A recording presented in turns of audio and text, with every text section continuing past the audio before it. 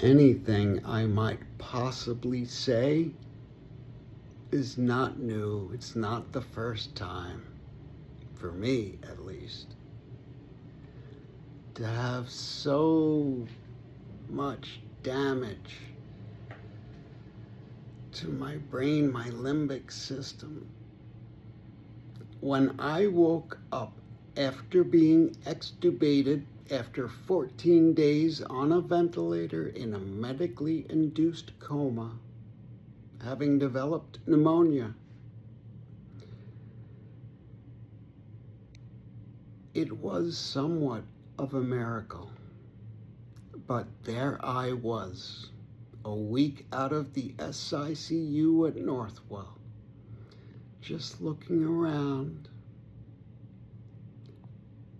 frightened as can possibly be, confused, nothing made sense, with emotional abilities offline in my brain, and they wouldn't actually return in more capacity and volume than ever before for 5 months.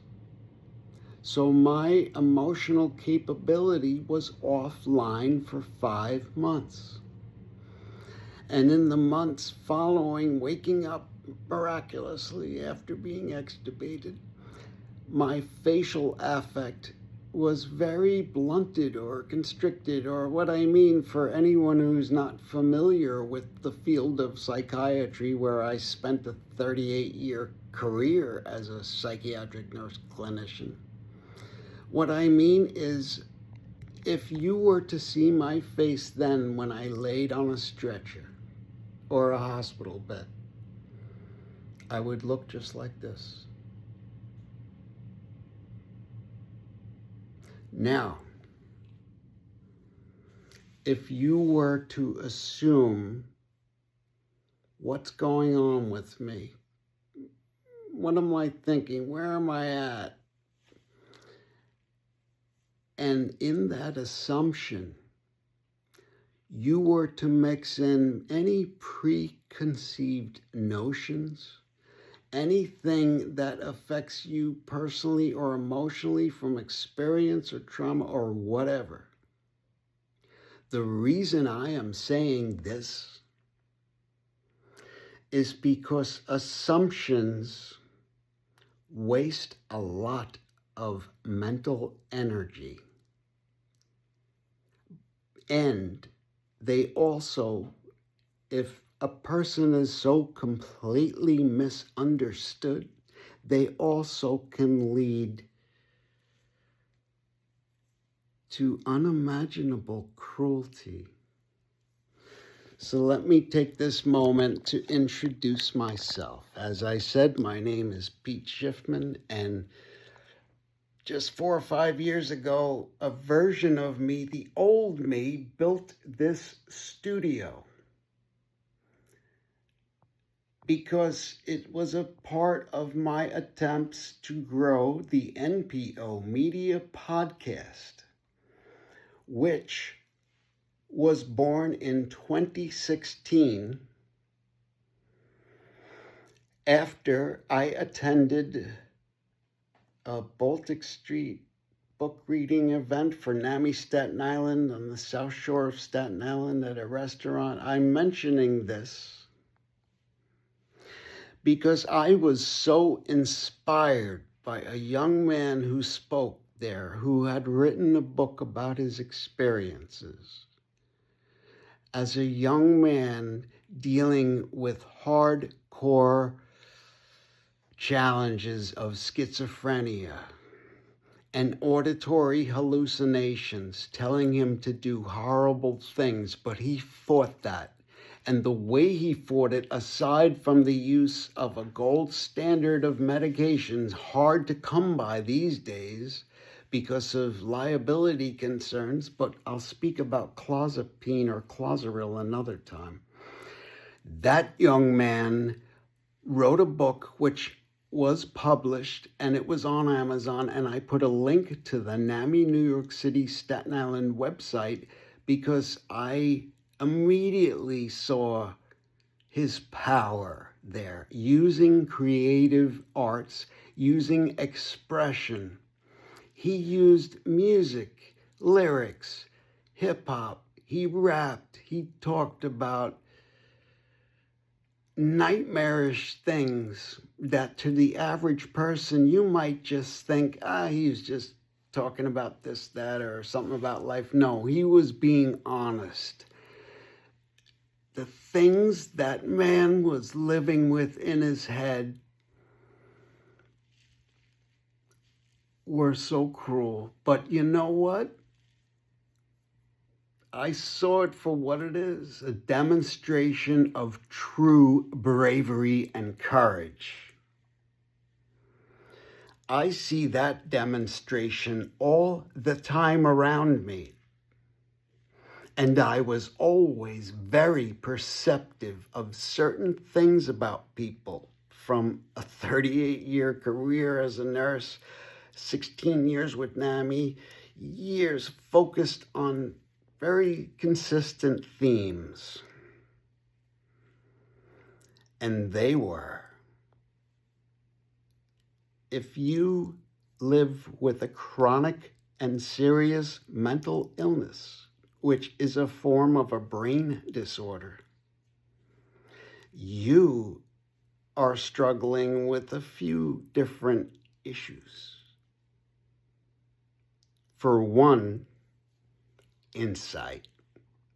I waged a personal war against agnosignosia for years.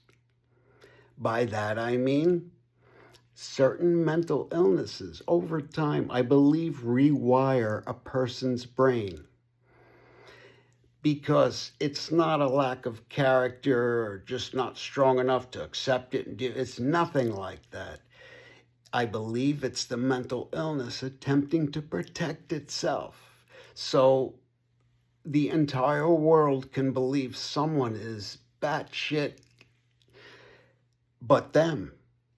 Not because they're lazy or weak or just can't face it, because their brain is wiring itself to never see that or deal with that. That is a challenge and a burden I have seen so many people, so many young people face early on, after a first break or early onset, years after. That struggle continues. And if a person is stabilized on medication, terms I heard throughout my psychiatric nursing career. There are some practices I don't necessarily agree with, but my perspective about psychiatry is simply one from a man who's been on both sides of the psychiatric counter, literally. I have searched for ways to manage my own issues while being aware and cognizant that there isn't just a pill to fix everything, and certain medications do have dangerous side effects, but sometimes are necessary to live and live well. And I say that as everything else for a particular reason. Living well includes not suffering forever and not believing your purpose on earth is to suffer. I say that because I've been there. And sadly, I know others have been there or are there right now, believing their only reason to exist is to suffer and rot away. Sadly, I was there. I was deep in.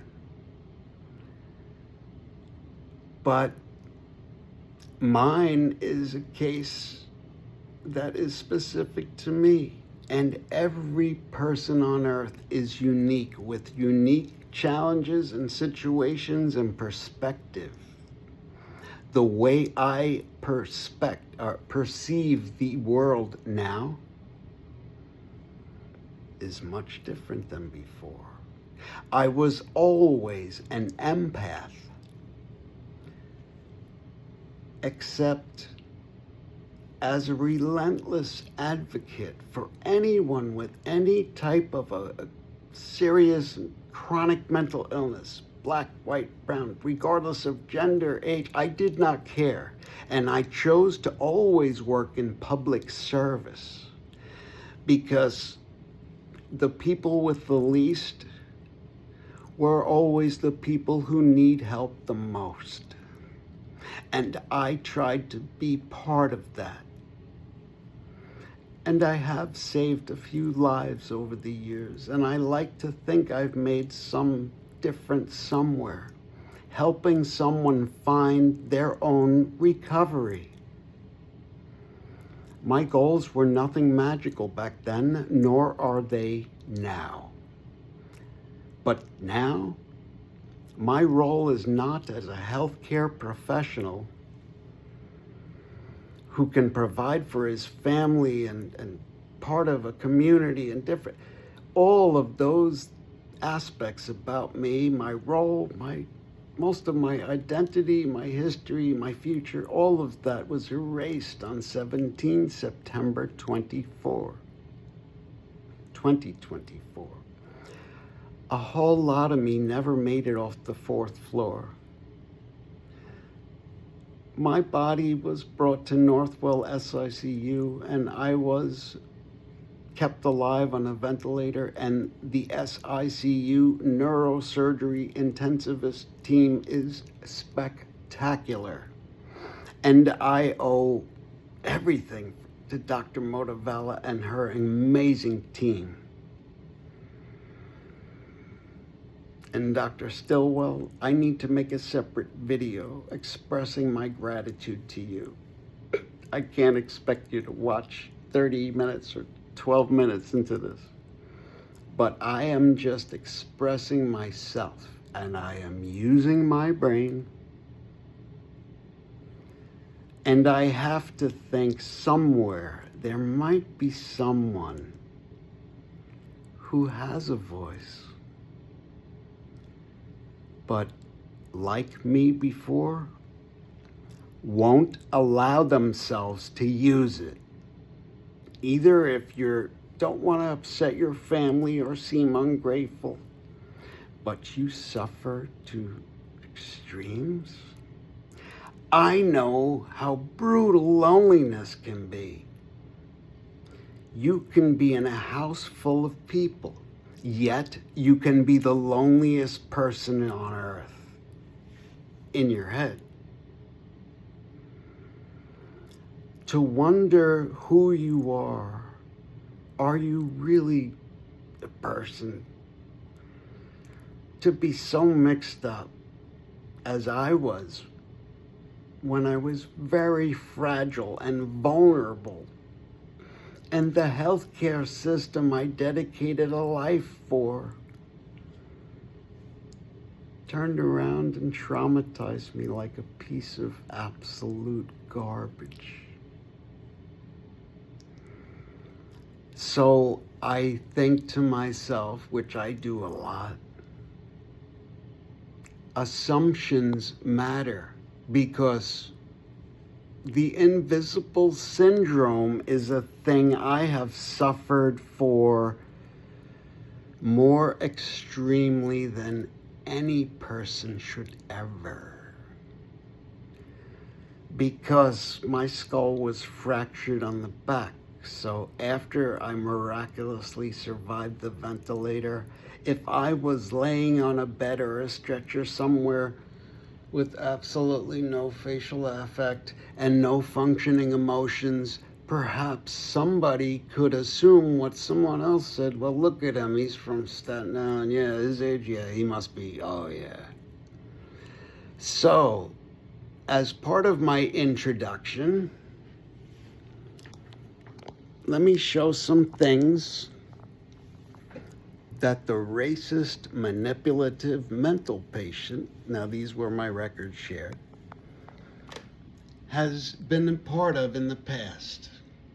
When I started NPO Records, a BMI publisher, out of a bedroom in between my job as a psych nurse, the artist I was so inspired by, John L. Animas, got involved in so many fantastic community events, including the official Black Music Teleconference and Showcase, second place, MC Freestyle R&B and Hip Hop 1999.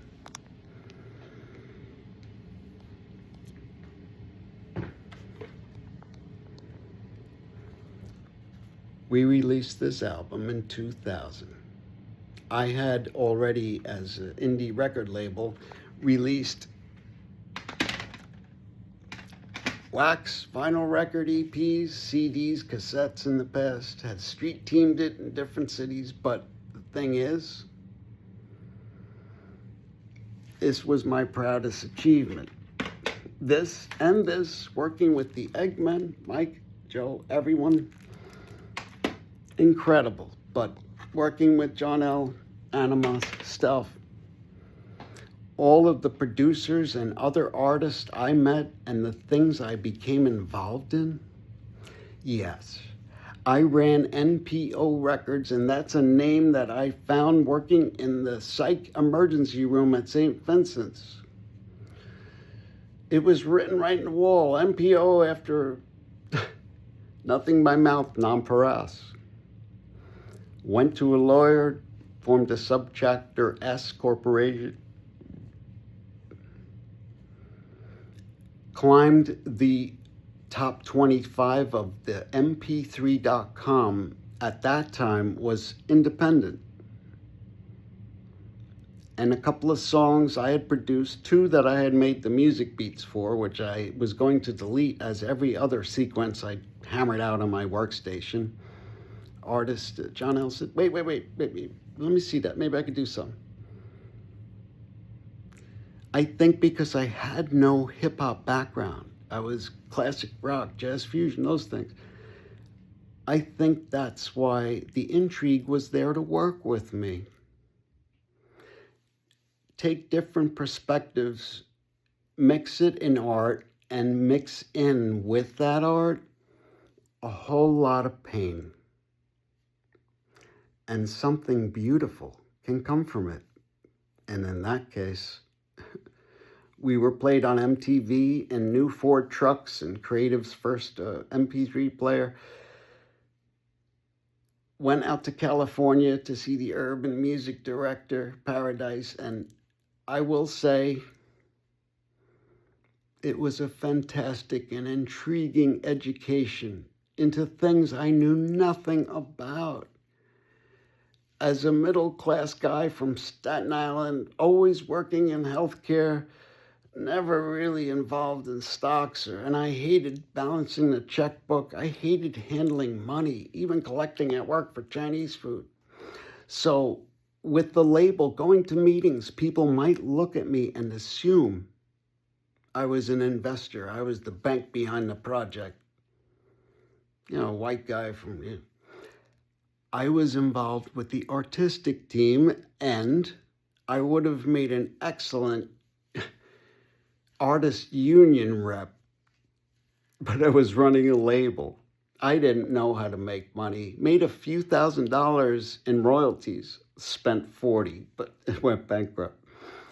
I was with the artistic team and the advocate team because then I was an empath of the selfless variety. By that I mean I've always wanted the very best for other people, no matter who you are. There was always so much humanity and compassion in everything I did except for one. And that exception became an all-out war. After I suffered a traumatic brain injury and somehow miraculously survived, and that was pounced on a couple of times after for reasons I don't know, but it was the source of my PTSD, because in my mind, which was so fractured and missing so many pieces, the things I was accused of being were all the worst nightmares for me.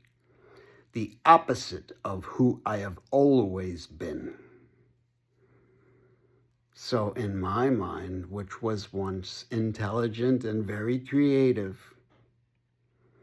I saw that as a sign that I had in fact woken up in hell. I was no longer anyone. All of the missing memories and identity from my limbic system bleeds and all that crap. Not only was I no one, I was an evil one.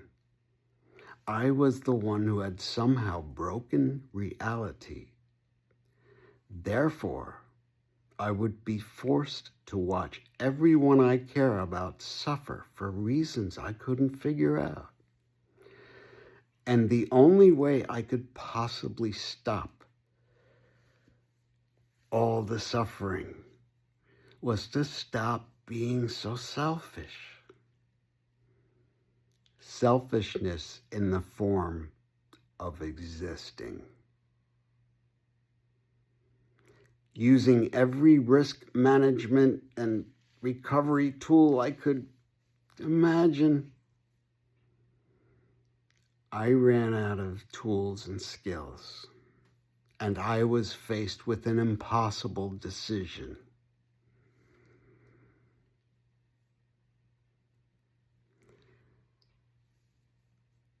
Regardless, I am still suffering fantastic amounts of pain. Pain that, as a suicide prevention instructor and mandated reporter, I knew well clinically can lead a person to do something impulsive and horrific just to end it. And it almost brought me there as well. Something that most families or people would try to hide desperately. Oh, it was reckless. Oh, he suddenly did this. Oh, no, carbon monoxide. No, he didn't overdose.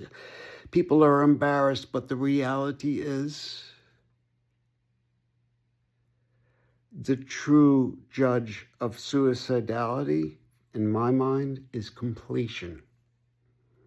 And I have known and seen people complete suicide. And I don't want that for anyone.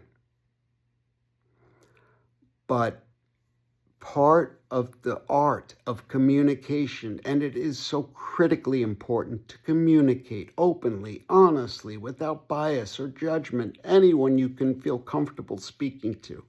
But it begins with yourself. And it didn't start for me for almost a year, because I always had my voice, whatever there is of it. I would not let myself use it, because everything was so scrambled up from being traumatized that I was stoically and with discipline I still don't even understand, standing in dark rooms waiting to die, because that is what I deserved. I had failed. I was a disgrace and a bah. And it went deeper and deeper and deeper, to the point where I am shocked that I am still here and haven't left this world as some sort of monstrous nightmare. Because even though I was admitted involuntarily on one-to-one precautions for suicidality or homicidal, whatever, under no way, shape, or form will I complete suicide, directly or indirectly, by neglecting myself or taking unnecessary chances, risky. I have considered everything, and in my mind, I never wanted to die. I just wanted the pain to stop. And the easiest way I thought to do that is to sink a drill right into my temple. The drill was there. That's all it would. And I just wanted the pain to stop. I didn't want to die. And I don't want to die.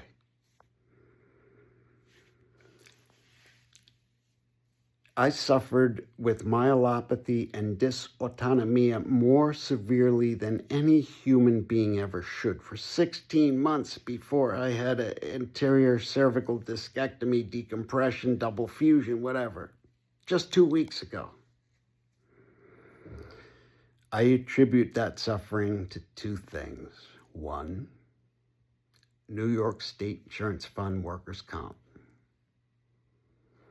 If I have permanent nerve damage or, well, this definitely time cut off my life, my heart went through torment and I stood there silently waiting. But some of that has to be owned by workers' comp. The rest of it,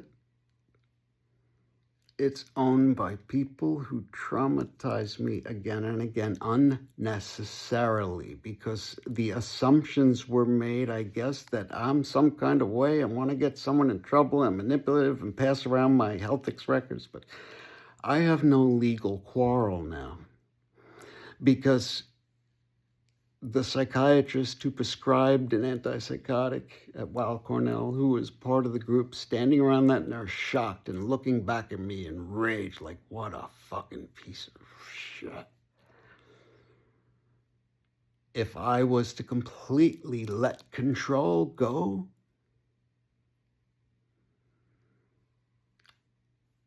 that tall, lanky psychiatrist would be the first head in my burlap bag. I don't want to be threatening, and I don't want to get banned from all social media. I want people to be supported and cared for and not neglected. And now, politically, unless you're a millionaire, billionaire, or well-connected, you can just go rot and die. That is the mentality, and they make no bones about it either. So my attitude about that is, I've already lost so much and then believed I should lose everything. But with remaining cognitive ability and a monstrous amount of self-discipline and self-control, it's not just that keeps me here. And my love for my family, absolutely. But there is something else that I access every day, and I draw energy and strength and resilience from a place I visited in September of 24. And in the end of August of 2025, when I was admitted to that hospital I worked at 35 years prior, and my pain shot up worse than it was because I have been using cannabis extract tinctures, $200 a week worth with the military discount, just to not get under 120 pounds and not have my head explode from pain because I was searching for a surgery for over a year. And when I got to Rumsey, it was taken away. You didn't come here to get high. Put that in storage. And my pain shot up through the roof. So when I went to Lenox 2 weeks ago and had that surgery infusion, not only did I bring all my psych meds because the computer was completely wrong, meds I was on years ago, it said, follow up with your own pain specialist. Well, hello, my pain specialist can't see me now for a few months. That was chronic pain. This is surgery. Everyone's so horrified about opiates or drugs. Everyone's drug seeking.